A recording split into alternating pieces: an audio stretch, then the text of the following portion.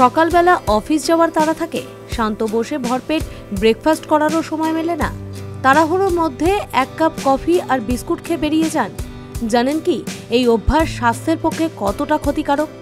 প্রথমত, ব্রেকফাস্ট কখনোই এড়িয়ে চলা উচিত না। দিনের প্রথম খাবারটা প্রোটিন সমৃদ্ধ হওয়া উচিত, যাতে কাজ করার এনার্জি পাওয়া যায়। এছাড়া খালি পেটে কফি খাওয়ার অভ্যেস আরও খারাপ। অনেকের ধারণা সকালবেলা কফি না খেলে ঘুম ছাড়ে না, পেট সাফ হয় না, ইত্যাদি ইত্যাদি। কিন্তু খালি পেটে কফি খেলে শরীরে জাঁকিয়ে বসতে পারে অন্যান্য সমস্যা। সেগুলো কি কি জানেন? খালি পেটে কফি খেলে হজম শক্তি নষ্ট হতে পারে।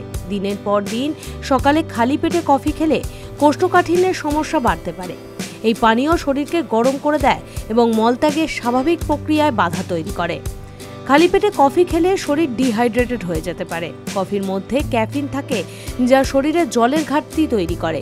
শীত হোক বা গ্রীষ্ম, এই অভ্যাস ক্লান্তি, দুর্বলতা, পেশিতে ক্র্যাম্পের মতো সমস্যা বাড়িয়ে তুলতে পারে।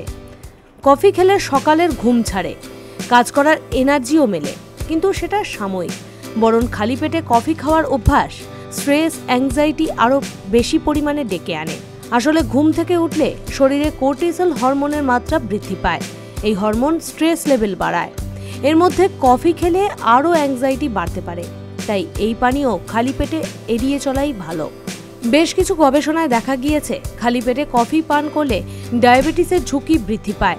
খালি পেটে কফি খেলে ইনসুলিন সংবেদনশীলতা নষ্ট হয় এবং এর জেরে রক্তে শর্করার মাত্রা বৃদ্ধি পায়। যতই আপনি চিনি ছাড়া কফি খান না কেন, তাও এটি খালি পেটে না খাওয়াই ভালো। দিনের শুরুতে খালি পেটে ঈষৎ উষ্ণ জল খেতে পারেন। এতে পেট সাফ হয় এবং শরীর হাইড্রেটেড থাকে। এরপরে সারুন ব্রেকফাস্ট।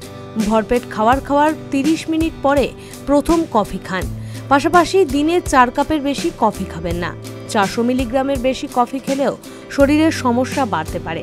পাশাপাশি শেষ কফি সন্ধ্যের আগে পান করুন, তা না হলে রাতে ঘুমের সমস্যা পর্যন্ত দেখা দিতে পারে। Bureau report, big news Bangla.